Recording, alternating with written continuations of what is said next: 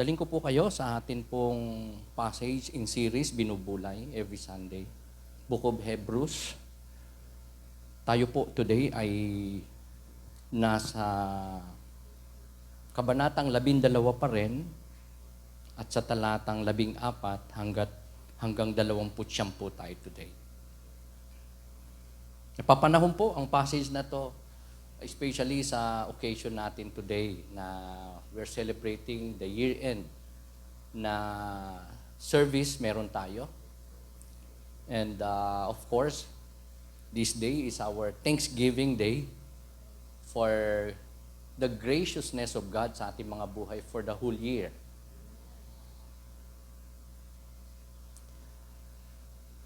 I'm sure hindi po ito coincidence, pero ang passage natin ay truly napaka-relevant at napapanahon para sa ating mga buhay, especially sa atin pong year-end Thanksgiving for today. Kung naroon na kayo, pangunahan kong pagbasa ng mabilisan sa talatang 14.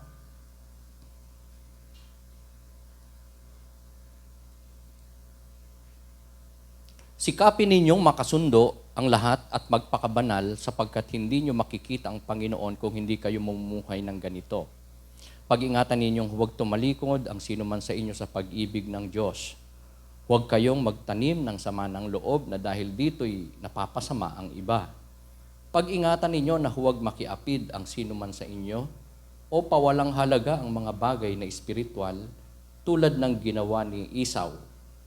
Ipinagpalit niya sa pagkain ang kanyang karapatan bilang panganay. Alam ninyo ang nangyari pagkatapos. Hiningi niya sa kanyang ama na igawad sa kanyang pagpapalang nauukol sa panganay, ngunit ito'y itinanggi sa kanya sapagkat hindi na niya mababago ang kanyang ginawa, anuman ang gawin niyang pakiusap at pagluha. Hindi kayo lumapit sa isang bundok na nakikita, gaya ng mga Israelita sa bundok ng Sinai. Ito'y may apoy na nagliliyab, nababalutan ng dilim at may malakas na hangin.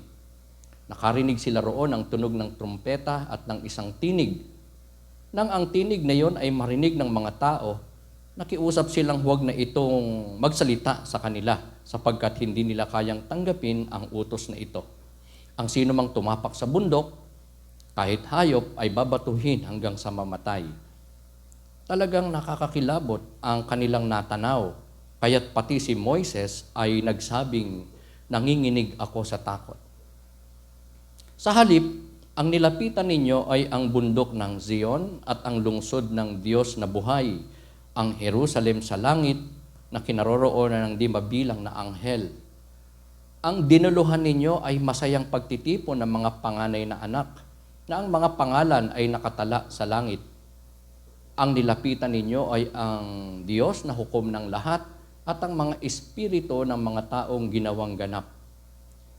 Nilapitan ninyo si Jesus, ang tagapamagitan ng bagong tipan at ang dugong iwinisik na may pangako ng mas mabubuting bagay kaysa sa isinisigaw ng dugo ni Abel. Kaya't huwag kayong tumangging makinig sa kanya na nagsasalita. Ang tumaging makinig na nagsalita sa kanila dito sa lupa ay hindi nakaligtas sa parusa. Gaano pa kaya tayo kung tayo'y tatangging makinig sa nagsasalita mula sa langit?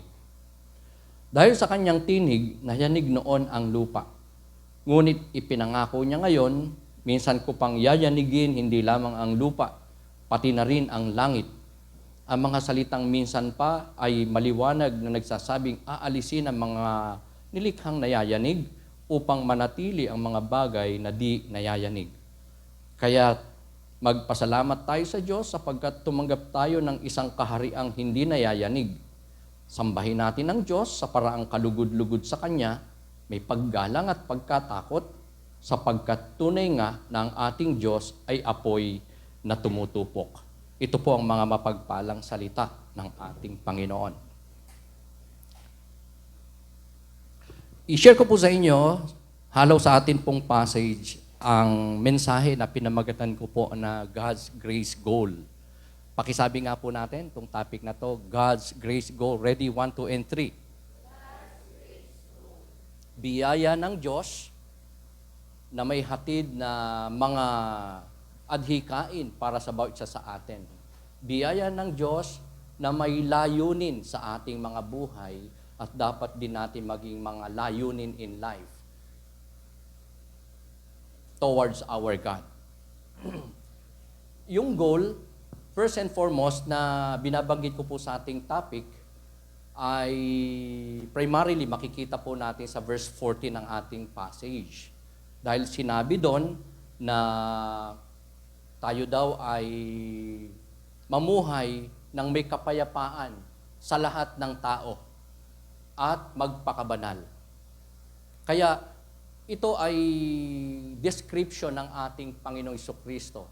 Ang goal na ito ng Diyos sa ating mga buhay at marapat lang maging goal natin in life is to be at peace with all people. I'm not saying ayunan natin yung masasama, makikisama na rin tayo, magko-compromise tayo. Pero ang ating passage ay nagsasabi sa isang kalagayang napaka-importante, kalooban ng Diyos para sa isang mananampalataya, na siya ay may kapayapaan kahit kaninong tao.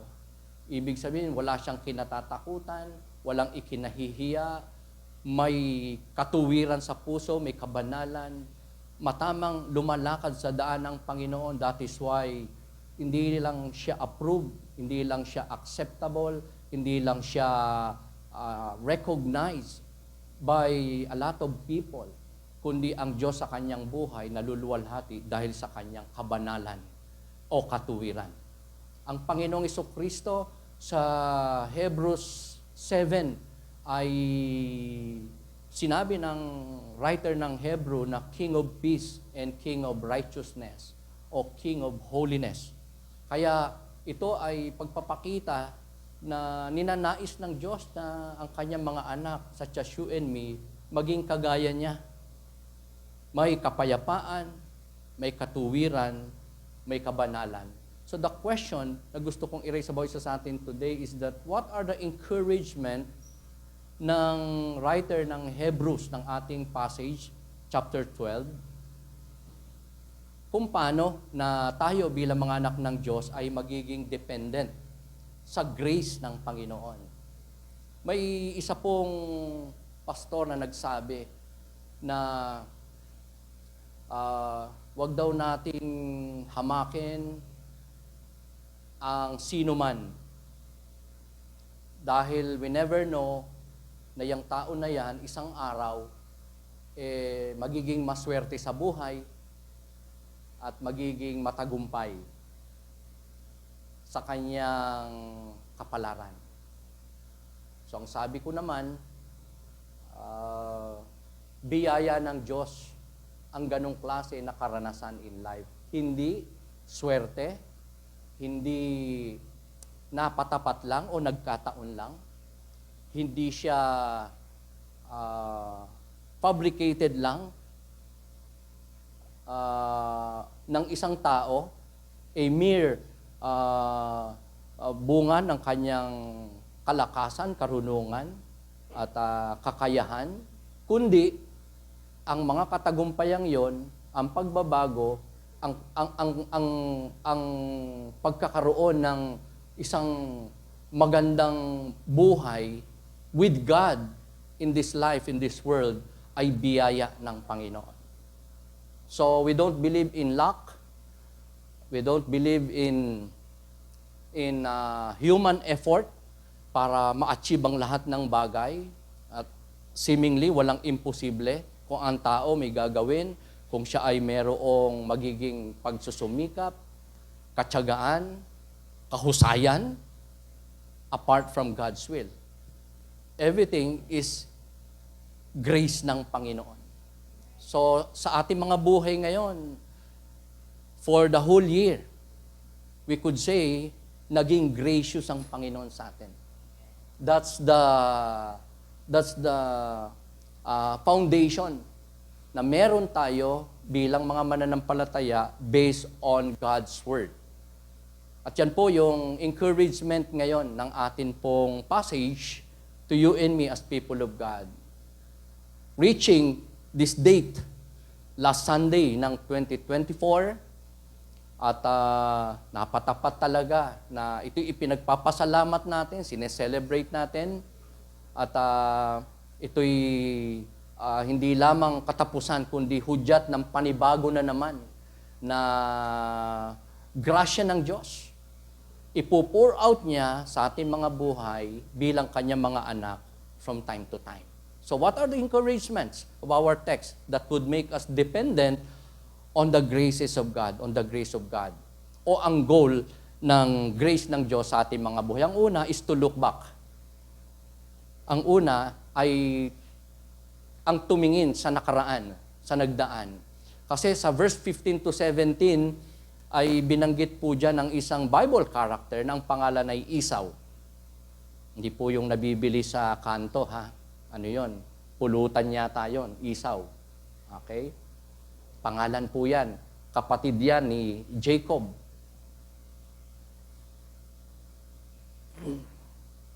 Siya yung panganay na anak ni Isaac at sa kanya sana mapupunta ang legacy, ang mana, ang basbas dahil panganay siya. Pero 'di ba, in that story sa Genesis, pinagpalit niya ang kanyang birthright, pagkapanganay sa isang poswelong pagkain, sa isang mangkok na pagkain dahil sa gutom. So si Esau ay isang tao na nabubuhay para sa laman, sa sarili lang, sa pangsanlibutan lang ng mga pangangailangan, at hindi siya nabubuhay para sa kalooban ng Diyos o para sa Diyos o sa liwanag ng kalooban at utos ng Panginoon sa kanyang buhay. Bagamat siya ay isang masasabi natin na napaka-ideal na anak, isang congenial. Ibig sabihin ng congenial, isang tao na acceptable sa panlasa. Hindi lang ng marami, kundi ng lahat ng tao. Kasi si Esau ay mabait na anak, masunurin sa magulang. Siya ay mabait. Siya ay masipag. Name it. Nasa kanya ang lahat. Parang sa ating panahon, kung may kilala tayong tao, halos wala tayong masabi. Ang bait, masipag, matulungin, matyaga, etc., etc. Pero hindi siya Christian. Pero hindi siya after magsimba paglinggo. Hindi siya after magbasa ng salita ng Diyos. Hindi siya nananalangin sa Diyos. Pero mukhang Kristiyano, mukhang mas Kristiyano pa sa atin. Mukhang mas mabait pa sa atin. Mukhang mas mahusay pa sa atin. May ganyan pong mga tao. Mga modern Esau. Pero wala silang hindi lamang kamalayan, kundi desire sa mga spiritual things, sa mga things of God. They don't mind that. They can exchange spiritual things to worldly things sa mga kailangan ng kanilang katawan, ng sikmura, sa kanilang sariling kaluguran at kasiyahan, rather than the will of God. So, sinabi sa ating passage na dinala tayo ng writer ng Hebrews para ma-encourage sa pamamagitan ng buhay ni Esau. Na bagamat hindi naging maganda at kalugod-lugod, di ba? Napagkaitan siya ng Diyos ng basbas, ng biyaya, ng pagkapanganay. Di ba? Nung huli, hinahabol niya yung basbas na yun, wala na. Kasi, ang pagkakataon sa kanyang buhay ay hindi niya sinamantala. Hindi niya pinahalagahan ng grasya ng Diyos sa kanyang buhay. At ito'y lumipas na, lumampas na, at hindi na maibabalik. Ganyan din ang ating mga nakaraan. Bagamat yung mga past experiences natin, particularly sa taong ito ng 2024, bagamat opo, lumipas na yan. Hindi na natin yan maibabalik. Pero meron po tayong encouragement na makukuha. Even so, sa mga karanasan nating mapapait, may hirap, mabibigat, kabiguan, kahirapan natin, mga pagsubok pinagdaanan, even so our failure, meron tayong encouragement doon.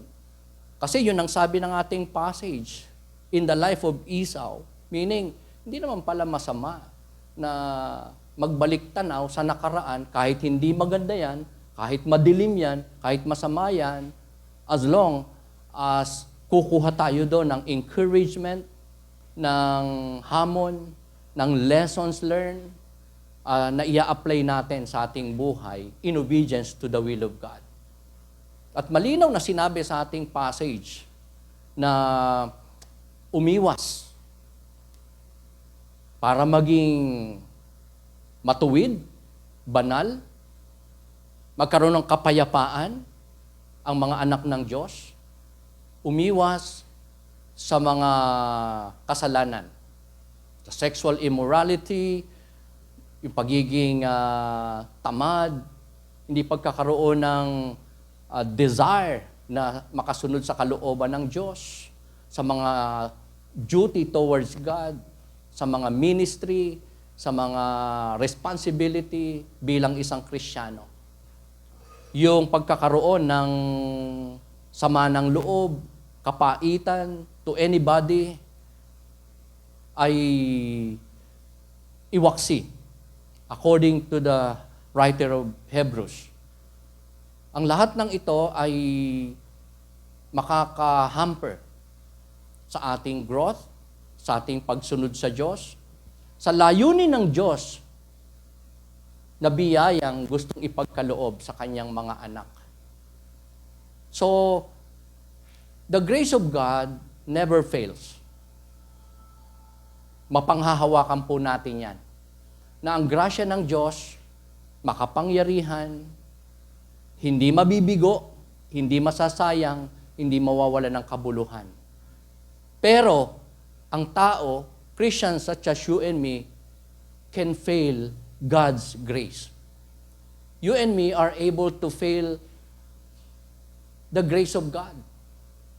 Kung tayo po ay hindi susunod, hindi magbibigay galang sa Diyos, kung tayo po ay magiging disobedient sa kalooban ng ating Panginoon. So, lack of spiritual diligence, bitterness, and pagkukumit ng sexual immorality ay magnanakaw sa atin ng mga pagkakataon na makatanggap ng biyaya ng Diyos, mapasati ng biyaya ng Diyos, maging matuwid, maging holier even more, at maging kagaya ng ating Panginoon sa kanyang mga iba't ibang kalikasan.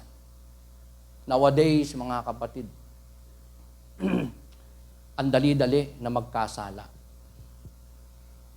ng immorality. Pwedeng sa tingin lang. Pwedeng sa isip lang. Pag may pumasok at hindi natin na-thwart agad, na-reject agad, at na-entertain natin, maari na tayo na nakapag-commit ng immorality.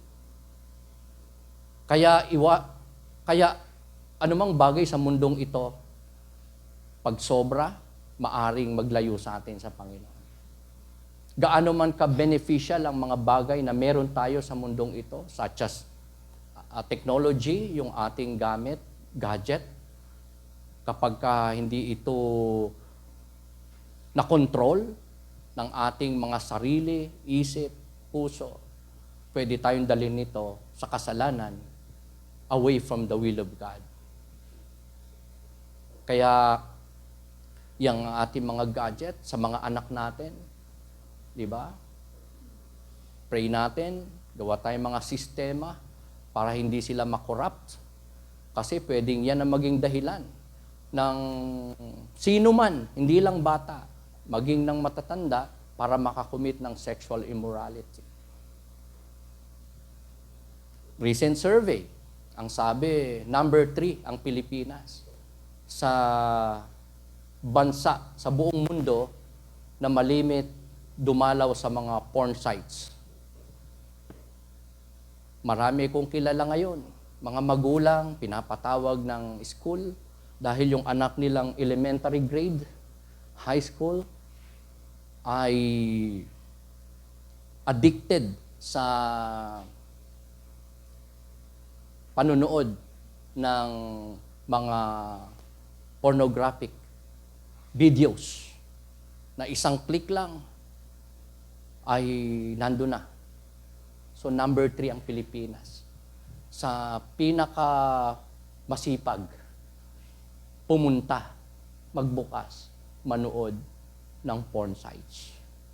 And dyan na nangyayari sa mata lang, sa isip lang, ang sexual immorality. A lot of people nowadays, hindi nga nagkukomit ng immorality, actual. Pero may natatagong pagtingin sa isang taong may asawa na, same sex, and opposite sex. Mga kapalagayan, damdamin na pag hindi naipailalim sa kalooban at kapangyarihan ng Diyos ay magdadala sa buhay ng sino man sa atin away from the Lord, apart from holiness. Kaya napaka-importante ang encouragement ng atin pong passage today. Na ang biyaya ng Diyos, so powerful, available, so efficient sa buhay ng mga anak ng Diyos. But that can be wasted. But people of God may fail the grace of God apart from willful, submissive na pagsuko, paggalang, pagmamahal, and most of all, pagsunod sa kalooban ng Diyos. Ang pangalawa na encouragement ng ating passage, for us to depend completely sa grace ng Diyos, ay walang iba kundi by looking up. Kanina, by looking back. Maganda yung nagre-reminisce, post evaluation. Hindi lamang sa magaganda, man din sa mga hindi magagandang nangyari, pero kukuha na magandang lesson o aral o kalakasan o encouragement. Na kung may nakita tayong the past na hindi po magandang ginawa ng isang tao, kapatid, hindi natin gagayahin, iiwasan natin na magkaganon din tayo. Kung meron tayong nakita na mga pinanghinaan ng loob, ng pananampalataya, bumitaw, bumigay, tumigil, tumalikod. So, those bad experiences, happenings around us ay magandang balikan para magsilbing babala sa ating mga buhay. Another one is by looking up. Sa verse 18 to 24, may binabanggit po dyan na dalawang klase ng bundok na in contrary sa bawat isa. Ang una ay walang iba kundi ang Mount Sinai compared to Mount Zion. We all know na ang Mount Sinai ay isang banal na bundok ng Diyos. Sa panahon po ni Moses, diyan po niya nakausap ang Diyos. Diyan binigay ng Diyos ang kanyang commandments, yung tapyas ng mga bato. Ang batas ng Diyos diyan binigay ng Panginoon kay Moses. At yung bundok na yan ng Mount Sinai ay banal na idineklara ng Diyos na kahit hayop ay hindi pwedeng tumapak doon. Nobody sa mga Israelites ang pwedeng tumuntong sa bundok na yon, umakyat sa bundok na yon. Ni tanawin nga nila ay takot na takot sila, silaw na silaw sila dahil may glory, may matinding cloud, liwanag, Shekinah glory, may apoy, may lightnings. Kaya ang mga Israelites ay nananalangin na, huwag nyo na po ipakita sa amin yan. They tremble on that mountain. So, restricted sila doon. May hatid na hindi lang solemnity yung Mount Sinai, man din ay takot sa puso ng mga Israelites that they cannot set foot on that mountain. While Mount Zion, ito po ay isang mataas na lugar, bundok, outside Jerusalem, na kakaiba compared to Mount Sinai. Dahil ang lugar na to, historically, ay naging bundok ng Diyos. Diyan na-install ang anak ng Diyos, ang lingkod ng Diyos na si David. At naging tahanan ng Diyos ang bundok na yan, Mount Zion. And spiritually speaking, ang Mount Zion ay nagre-represent sa mercy ng Diyos sa tao. Dahil hindi lang siya dyan tumahan, hindi lang niya yan ginamit for His glory and purposes, kundi dyan po namalagi ang presensya ng Panginoon during the time of the Lord Jesus Christ, na ang bundok na yan ay ginamit para ang kahabagan ng Diyos ay mapa sa lahat ng tao. Dahil sa pamamagitan ni Kristo, nagkaroon ng kalayaan ng mga tao na makalapit sa Diyos. Diyan po sa mataas na lugar na yan, nag-alay ng buhay ang ating Panginoon. Dahilan para yun pong barrier between man and God ay mawala ng hadlang at sagabal, at direkta, personal na makalapit ang tao sa Diyos from then on. Si Abel ay binabanggit din po sa passage natin na to, mga kapatid. Si Abel, compared to the Lord Jesus Christ. Naalala nyo pa ba kung sino si Abel? Di ba? Yan ang mga unang anak ni Adan at Eva. Cain at Abel.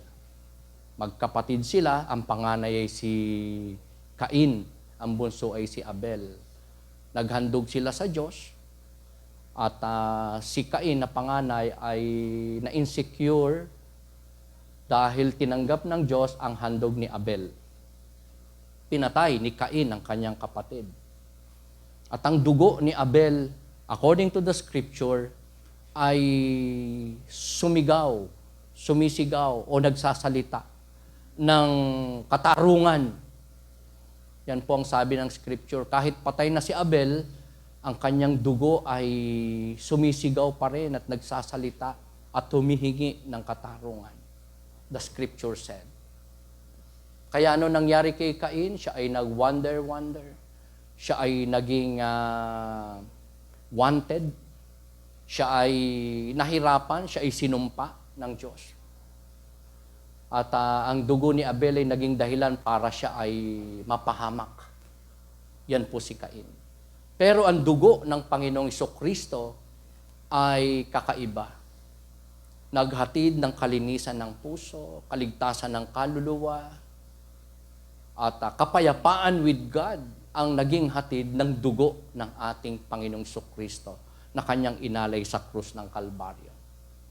So, ganito kaimportante ang dugo ng Panginoong Jesucristo na kanyang tinigis sa krus ng Kalbaryo. Dahil yun ang naging daan para ang tao makatanggap ng biyaya, ng kahabagan, ng awa mula sa Diyos, lalong-lalo na sa kanyang mga nagawang pagkakasala. Pagkakasalang hindi niya kayang bayaran, even ng kanyang sariling buhay, hindi sasapat. Kundi ang dugo, buhay, banal na sakripisyo ng Panginoon Jesucristo lamang sa ikatutubos ng kasalanan ng tao. Kaya tayo po ay blessed sa dugo ng ating Panginoong Kristo. At ito po importante nating tinitignan. Nilulook up to. Walang iba kundi ang heavenly city na naging reward ng Diyos sa sakripisyo ni Kristo sa krus ng Kalbaryo. Na sa pamamagitan ng pananampalataya ng sino man, siya ay makakapasok sa heavenly city na yan. Sa Mount Zion na yan, na ang nire-represent ay ang kaharian ng ating Panginoon o tahanan ng ating Panginoon. So, yan yung pangalawa na encouragement ng ating passage for us na matanggap ang biyaya ng Diyos. Upang hindi masayang ang biyaya ng Diyos sa ating mga buhay. That we should look back, look up, and the last but not the least is to look ahead. Verse 25 to 29. Looking ahead to a kingdom that is unshakable. Isang lugar na hindi matitinag, hindi mayayanig, hindi masisira, hindi mawawasak. Kaharian ng ating Panginoon. In this world, mga kapatid, di ba, ang dami-daming mga nangyayari na ngayon na hindi po natin na-experience before. Maraming samahan na grabing tibay, sistema, mga organization, alliances, name it. Ang tibay-tibay, ang tatag-tatag, so powerful, so effective, pero natinag na, nagigiba na, nayayanig. Nagbabago ang panahon, nagbabago ang tao. Marami ang nangyayari na hindi nangyayari noon at nangyayari na ngayon. Nung nakaraang Pasko lang, ako, sa totoo lang, first time ko itong naranasan. I just do not know kung nakalimot na lang ako in the past. Pero, as far as I know, ngayon ko lang na-experience talaga yung Pasko, 25, na umuulan, bumabagyo. Sino siya yung nakapansin nun? Ibang-iba yung Pasko na yan. 58 na ako. Ang naalala ko, more or less, 50 na Pasko. Wala akong maalala na Pasko sa aking buhay na bumagyo. Pero look at that, mga kapatid. Nang isa pang kakaiba is, nung Pasko, wala akong kahanda-handa. May mga pagbabago talaga.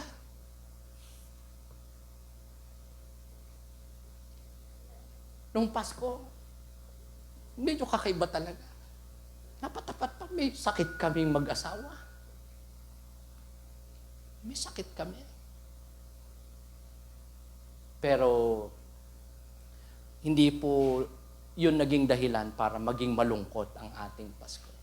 Dahil, sa halip pa nga ay mas na-experience ko ang tunay na meaning ng Pasko. Because of those untoward, seemingly, na mga karanasan, pangyayari. Dahil a lot of people, kumpleto halos, marami, masaya, etc. Pero the whole year, ang lungkot nila. Pero nung 25, diba kakaiba yun na parang sa aking karanasan, nung Christmas Day, ang daming sinira ni Lord talaga doon. Dahil sa bagyo na yon, ang dami kayang hindi nakapag-celebrate. Yung bang ang isip at puso, Pasko, 24 pa lang, ganito na gagawin namin. Tatayo ng tolda, magkakatay ng mag-iinuman, magpa-party, ang daming mga plano-plano nun. Ano nangyari? Ang lungkot nila. Ang lungkot po nila. Hindi makalabas, parang mga basang sisiw.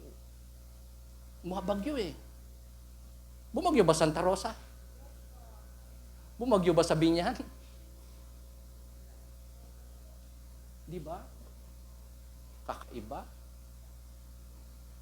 Pero sa ating mga mananampalataya, all things work together for good. Biyaya ng Diyos ang bawat araw, lalo ng okasyon na yan, ang December 25.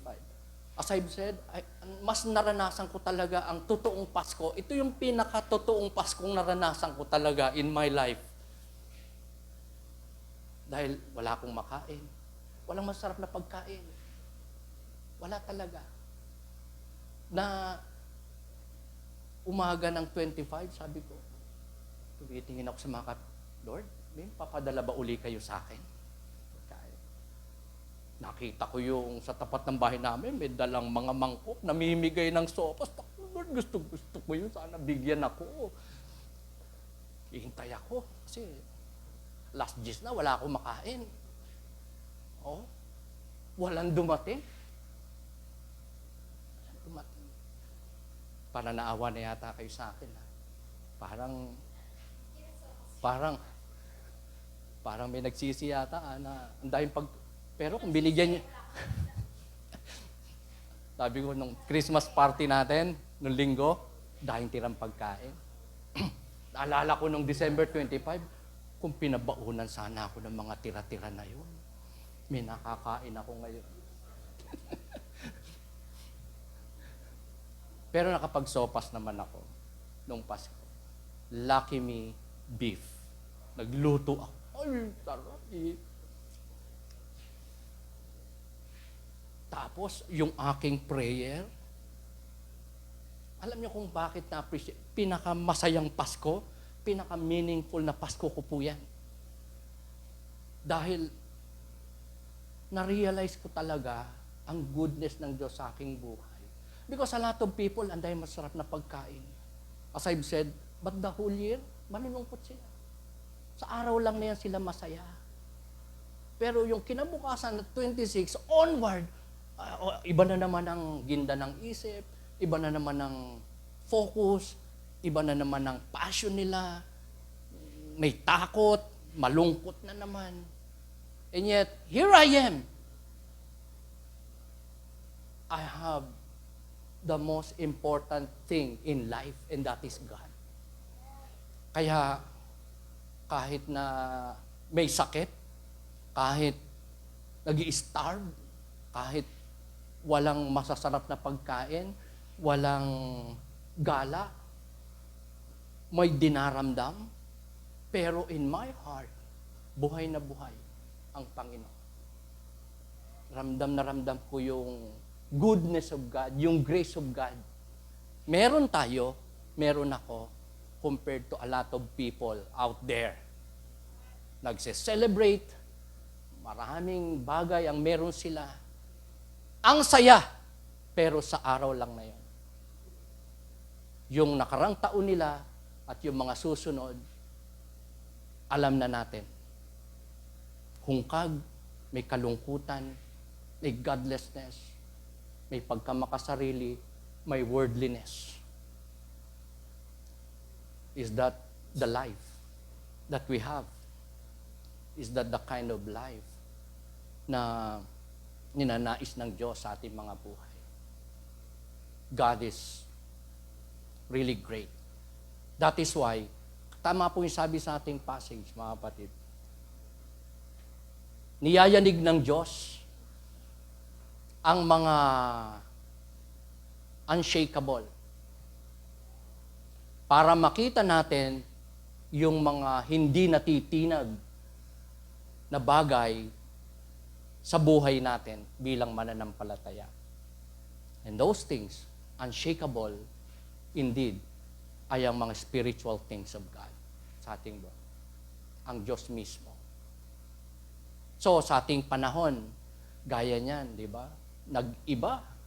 Nag-iiba na talagang panahon. May climate change, di ba? Kaya nga, Paskong Pasko.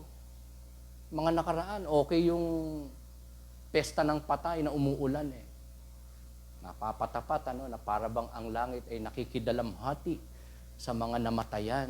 Yan. Pero, ito Pasko, bumabagyo.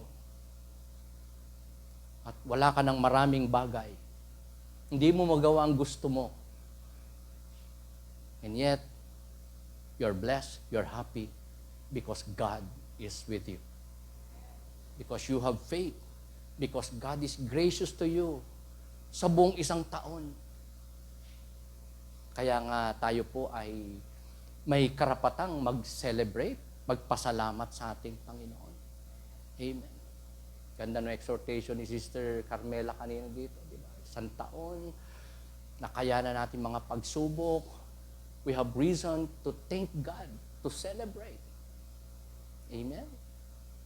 Because of the grace ng ating Panginoon. Sa ating buhay, marami pang yayanigin ng Diyos. Titibagin. Mga shaky. Amen. Shaky things. Shaky na mga foundation. Shaky na mga pinagtitiwalaan natin, tinatayon, pinagmamalaki. Upang ang matira ay ang mga unshakable na bagay, katotohanan, kalooban ng ating Panginoon sa ating buhay. So, what shall we do as we live in a shaking world? Anong dapat nating gawin sa pabago-bagong panahon? Kasabihan, di ba? Anong batian na ngayon? Happy New Year. Hindi na Merry Christmas, di ba? Happy New Year. But the question is, may bago pa talaga sa taon na darating. Is there really something new sa papasok na taon? Kasi yan ang palagi ko pong nare-realize. Comes New Year. In my observation, wala naman talagang bago. Yung traffic, nandyan pa rin. Kahirapan, nandyan pa rin. Ang tukso, kasalan, nandyan pa rin. Ang chaos, nandyan pa rin. Ang turmoil, nandyan pa rin. Everything, nandyan pa rin. Sabi nga, yung numero lang daw ang nababago, no? Yung 5. Yung 4 mababago, papalitan ng 5, 2025. So, it's the same. Amen. Walang bago. In fact, nagbabago ang mundo, ang tao, ang mga pangyayari sa mundo. Nagigiba ang mga matitibay dati. Di ba? Nasaan na ngayon yung matibay na unity team? Giba na. Tibay nun, mga antindi nun. Naglukluk yun sa presidency. Si Bongbong Marcos. Antindi ng tandem na yan. Pero, giba na. What I'm saying is that everything in this world is shaky. Subject to destruction, collapse. Amen? Yan ang mundo natin ngayon. That all around us, we could see and observe destruction, decay, collapse. At yan ang panahon na meron tayo, mga kapatid. A shaky world. Shaking world. So what shall we do as we are living in a shaking world? Okay, eto po. Number 1, listen to God speak and obey Him. Ito ang magandang gawin natin. As we celebrate our Thanksgiving today for the year 2024, okay, ito ang isang layunin ng Diyos sa ating mga. The writer of the book of Hebrews wants you and me, all of us, to listen to God when He speaks, and of course, at the same time, we obey Him. Ang Diyos nagsasalita sa pamamagitan ng Kanyang salita, ng mga circumstances sa ating buhay. Amen? Sa pamamagitan ng iba, sa pamamagitan ng nangyayari sa ating paligid, nagsasalita ang Diyos sa atin. Lalong-lalo na sa liwanag ng Kanyang banal na salita. At ito'y marapat lang na hindi lang natin malaman, maunawaan, kundi higit sa lahat, masunod natin ang kalooban ng ating Panginoon. Number 2, Anong dapat natin gawin sa mundong kinapapalooban natin na shaky? Receive God's grace every day to serve God with reverence and godly fear. I-treat natin na ang bawat araw biyaya galing sa Diyos. Lahat ng nangyayari sa atin, biyaya ng Diyos, hindi galing kung kanino lang o galing lang sa ating mga sarili, kundi biyaya ng Panginoon.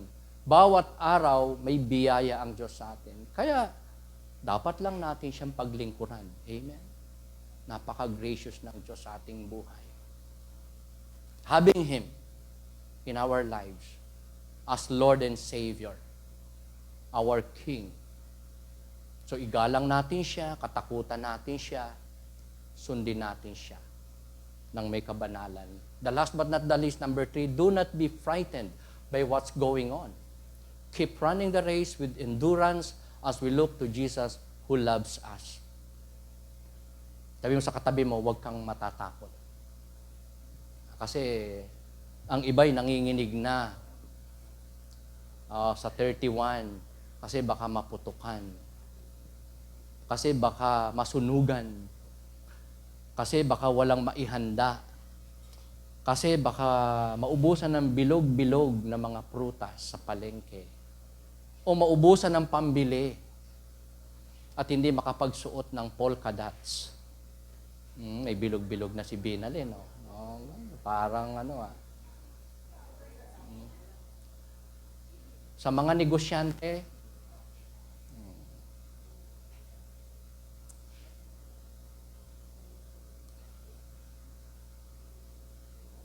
maglagay tayo ng prutas na wag yung bilog-bilog. Isa na lang ihanda mo para tipid. Kung gusto mo ng biyaya, pinya. Pinya. Bakit? Di ba maraming mata? Okay. Yan sabi ng mga Chinese, dami kita. Dahil mata dami kita. Maraming pera. Kaya pinya daw maganda. Joke lang naman po yan. So, huwag tayong matakot. Amen? Huwag tayong matakot in this shaky world. Kung ano nangyayari, ano ang pwedeng mangyari, kung meron tayong kinatatakutan, inaalala, okay? Commit mo sa Diyos, hilingin mong alisin ang takot na yan because fear is not of God. Fear is of the devil. At tayo ay manangan sa biyaya ng Diyos sa ating buhay. Available. Grace of God na hindi mabibigo, matitinag, mawawala ng kabuluhan. Don't fail God. Don't fail the grace of God. By way of running the race. Okay. Let's continue to run our race with perseverance, with endurance. Amen. So, a lot of people collapse nowadays. A lot of things naglalaho, nawawala, nabubulok, hindi maasahan. Pero tayo ay ina-encourage ng writer ng Hebrews to keep on running. Running the faith na ibinigay ng Diyos sa ating mga buhay. Nang may pagtitiis, pagtsatsaga, nang may katatagan. Sabi mo sa katabi mo, magpakatatag ka. Magpakatapang ka. Huwag kang matatakot. Amen. Hindi tayo dapat matakot. Sa mundong ito na nagiging perilous, hindi lang challenging, kundi stressful din at talagang nakakayanig talaga ng pananampalataya from time to time ang ating panahon, ang ating paligid. Pero hindi tayo dapat matakot, dapat lang tayo magpatuloy sa biyaya, pananampalataya. Bakit? Kasi may Diyos tayo na tunay na nagmamahal, nagmamalasakit para sa bawat isa sa atin. Amen? Mangangasiwa, mangangalaga, mamamahala, magpapala, kakatagpo sa atin pong mga pangangailangan. Can you say amen? Can we do that? Pastor, yung wag matakot, count me in. Pero yung tumigil, manghina, mag-backslide, mag-compromise, are we able to prove that to God? Kaya ba natin? Patuloy na tumakbo sa daan na binigay ng Diyos sa atin, sa buhay binigay ng Diyos sa atin, ng may pananampalataya, ng may diligence, ng may katatagan, ng may banal na takot sa Diyos, matamang pagsunod sa Kanyang kalooban. Yan po ang kalooban ng Diyos sa atin. Amen? And we will be blessed. God will bless us as we continue running our race in the Lord. So, yung alliterated topic natin ay, sino po nakasunod? Sino? 3 G. G na G. Parang ako yata yun nung Pasko. Walang makahing sopas. Pero busog kay Lord. Ano gusto niyo? Ano gusto niyo? Maraming pagkain, pero gutom kay Lord. Ayan. 3G. Na ang ibig sabihin is God's grace goal. Holiness, righteousness. Yan po ang goal ng Diyos sa atin. Biyaya po ng Diyos yun. Okay, alliterated points natin. 3L. Love na love na love. Oh, grabe. GGG. Okay, 3L. Looking back, looking up, and looking ahead. Ayan. So, sa ganyang parang po tayo pwede maging hindi lang smart. Ang organization po natin sa pamumuno ng ating bishop ay nilalayong ang iglesia ng Panginoon, mga iglesia ng Panginoon, CBC churches would be smarter church this coming New Year, 2025. From being a smart church na acrostic siya, may ibig sabihin yung word na smart, pero ipagpapatuloy po yan at all the more na payayabungin, palalawakin, patatatagin sa ating mga buhay. And that is for God's church, for you and me, to become a smarter Christian, a smarter church. Gaya nung acrostic natin, sa pagiging isang effective and successful na Christian, you need to be a fast person. Naalala ba na ibig sabihin ng fast?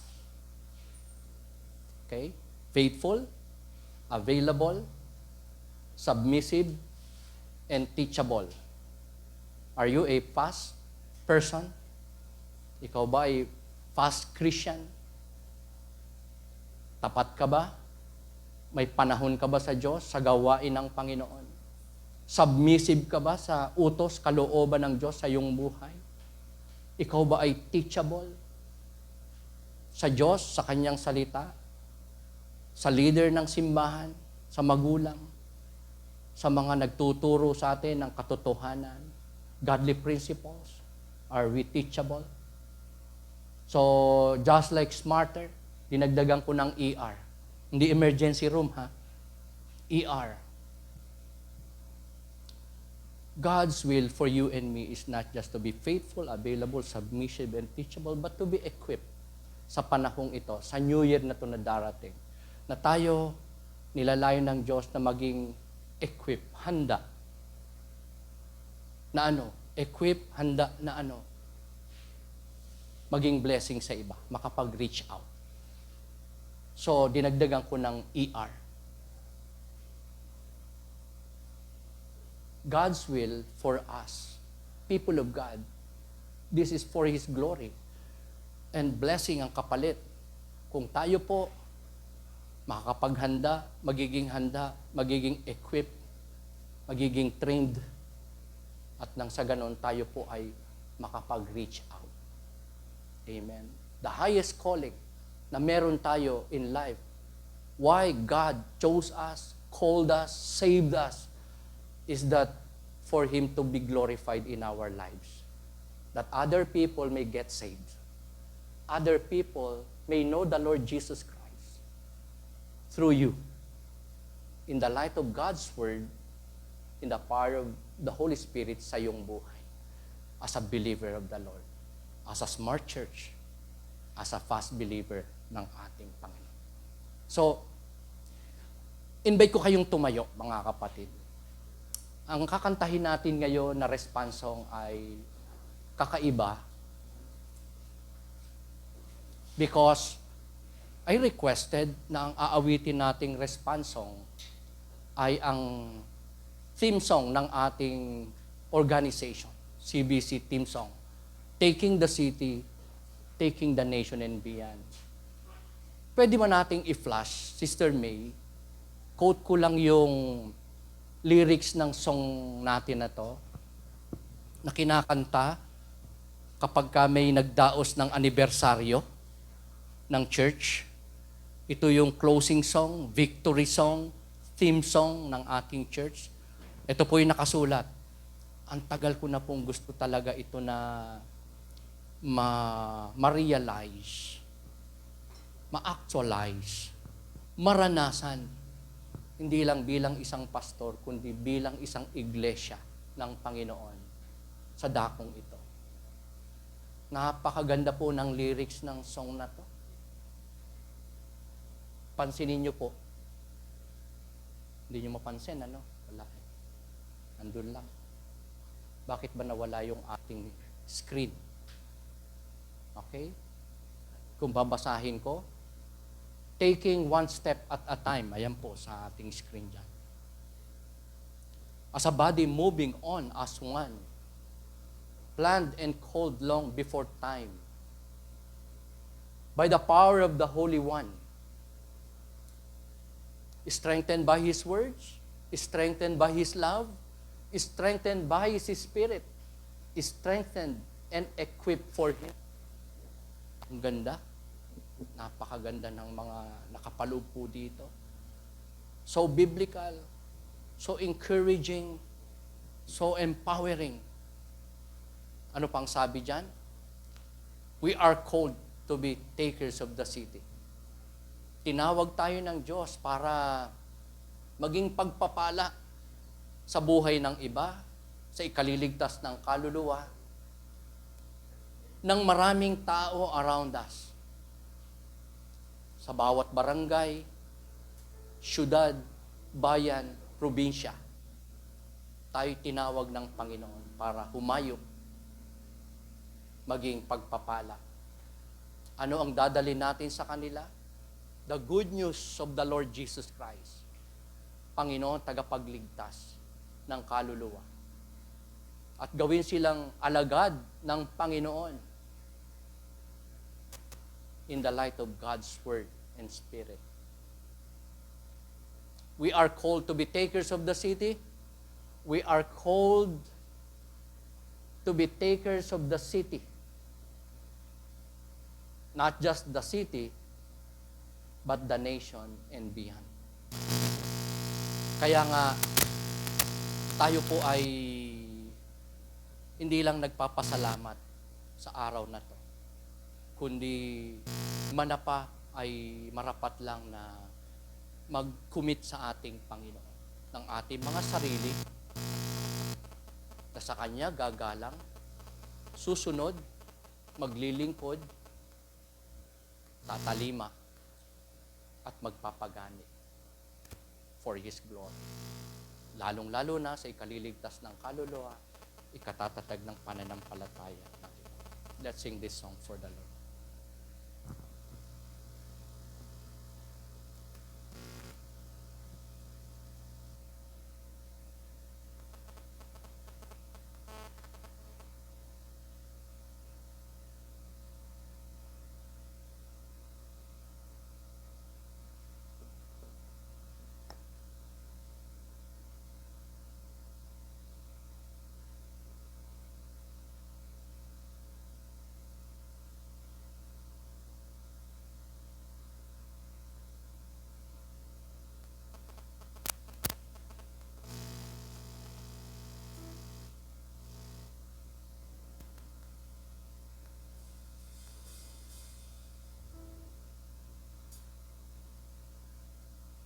Aming dakilang Diyos na makapangyarihan sa lahat. Kami po ay uli nagpapasalamat sa inyo pong naging kabutihan sa aming mga buhay. Sa mahabang panahon, biniyayaan niyo kami ng maraming mabubuting bagay, lalo na ng mga bagay na hindi po nayayanig, hindi nabubulok, hindi po magmamaliw. Ang inyong pag-ibig sa amin, kahabagan, kapatawaran, ang inyong pagliligtas, ang inyong pagbabago sa aming mga puso, ang pagbibigay niyo sa amin ng pag-asa, many chances. Hindi kami maswerte, kundi kami mapalad dahil sa inyo pong dalisay at dakilang pag-ibig ipinakita sa krus ng Kalbaryo, paying for our sins. Thank you for giving us faith, saving faith. Thank you for choosing us. Thank you for calling us. Thank you so much, Lord, for your grace and mercy upon us. Hindi po nauubos, nananatiling sagana sa aming mga buhay, sa kabila ng mga pagsubok, kahirapan, sa kabila ng aming panghihina, pagbagsak, pagsuway, unworthiness, weaknesses and limitations, shortcomings, you remain the same. Our God, loving, forgiving, merciful. The God na may mga pinapahintulot minsan sa aming buhay, sa iba, awkward, sa iba, sumpa, sa iba, parusa. Pero pagpapala ang hatid sa aming mga buhay. Oh God, truly you are the God of miracles, the God of grace, the God of compassion, the God of blessings, the God of victories. Ang Diyos mananatili magpakailan-kailan pa man. May mga kabutihan inalay sa amin at patuloy sinusuplay sa amin at patuloy na ikinukumit, padadaluyin, ipararanas, ipagagawa, at aming truly ma-appreciate, ma-recognize in this life, especially in the life to come. Lord God, we worship you, the God of yesterdays, the God of yesteryears, the God of the past, present, and future. Our God, dependable and trustworthy. Our God, sovereign, almighty, so powerful, able to do exceedingly abundantly above all that we can ask or think or imagine. Oh God, our most high God, our one true and triune God, whose word eternal, living, sharper than any double-edged sword, sweeter than honey, precious than gold or silver. The God with us by His Spirit, naghahari, maghahari, magpakailan-kailan paman, hindi magbabago, mananatiling tapat, mapagtitiwalaan, maasahan sa buhay na ito at sa buhay na walang hanggan. Marami pong salamat, aming dakilang Diyos, sa inyo pong papuri, sa inyo pong kaluwalhatian, sa inyo pong karangalan, at muli namang inaangkin, Panginoon, ang inyong masaganang biyaya sa aming mga buhay as you encourage us today by your word, for us not just to look back to what you have done, to look up unto you, the author and finisher of our faith, our Lord and Savior Jesus Christ, and to look ahead to that heavenly city na aming natatanaw by faith, kung saan naroon kayo nagahari kasama ang libo-libo laksang mga anghel, ang mga pumanaw na anak ng Diyos. In the Old Testament times, prophets, patriarchs. In the New Testament times, people of God, apostles and disciples, believers and churches, our dead in Christ, na ngayon ay nasa langit, sa paraiso, in that heavenly city, Mount Zion of God, na aming tatahanan, magiging tahanan, magpakailan-kailan paman. Marami pong salamat sa privilege na makapag-set foot kami sa heavenly city na ito, kung saan naroon kayo, naninirahan kayo, kasama ang lahat ng mga anghel at ang mga propeta at lingkod ng Diyos. Great men and women of God na nasa inyong bosom right now. Heavenly city na hindi matitinag, hindi magigiba, at hindi maglalaho. Isang lugar, inyo pong inihanda para sa bawat isa sa amin, kung saan makakaranas kami ng walang hanggang kapayapaan, katuwiran,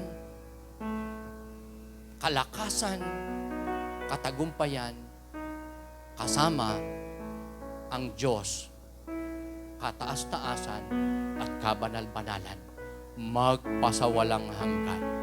Maraming salamat po, aming dakilang Diyos, sa inyong dugo na itinigis sa krus, sa inyo pong sakripisyo, kamatayan sa krus ng Kalbaryo, sa ikatutubos ng aming mga pagkakasala.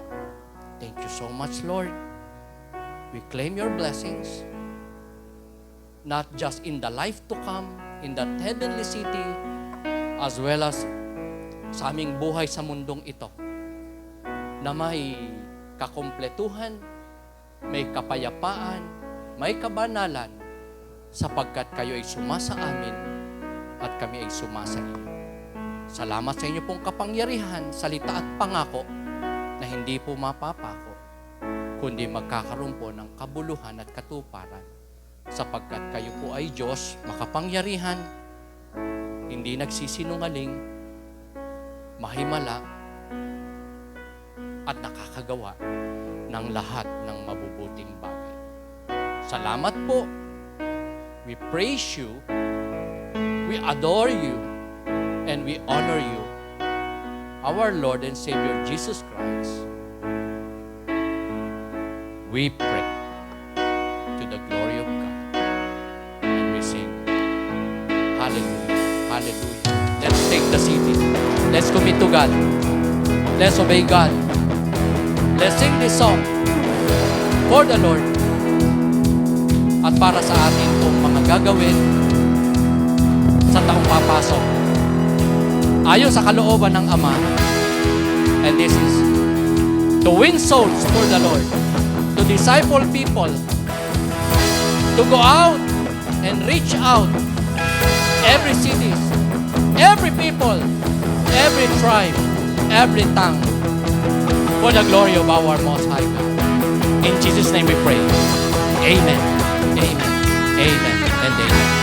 Taking one step at a time, as a body moving forward as one. Let it go long before time, by the power of the Holy One, certain by His words, certain by His love, certain by His Spirit, strengthened and equipped for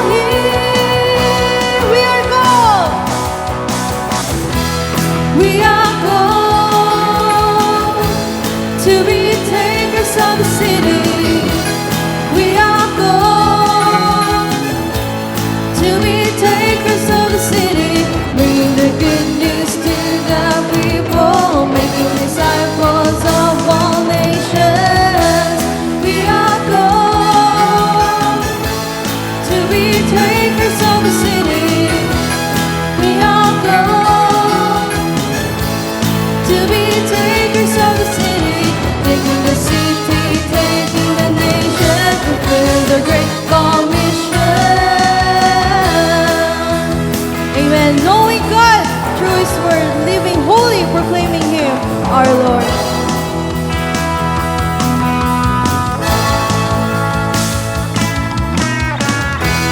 Knowing God through His Word, living holy, proclaiming Him our Lord. Doing numbers we ask for,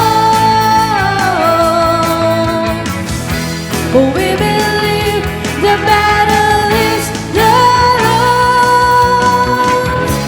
Strengthened by His Word, strengthened by His love, strengthened by His Spirit, strengthened and equipped for Him. We are called to be takers of the city. We are called to be takers of the city. Bring the good news to the people, making disciples of all nations. We are called to be takers of the city. We are called to be takers of the city, taking the city, taking the nation, fulfilling the great commission.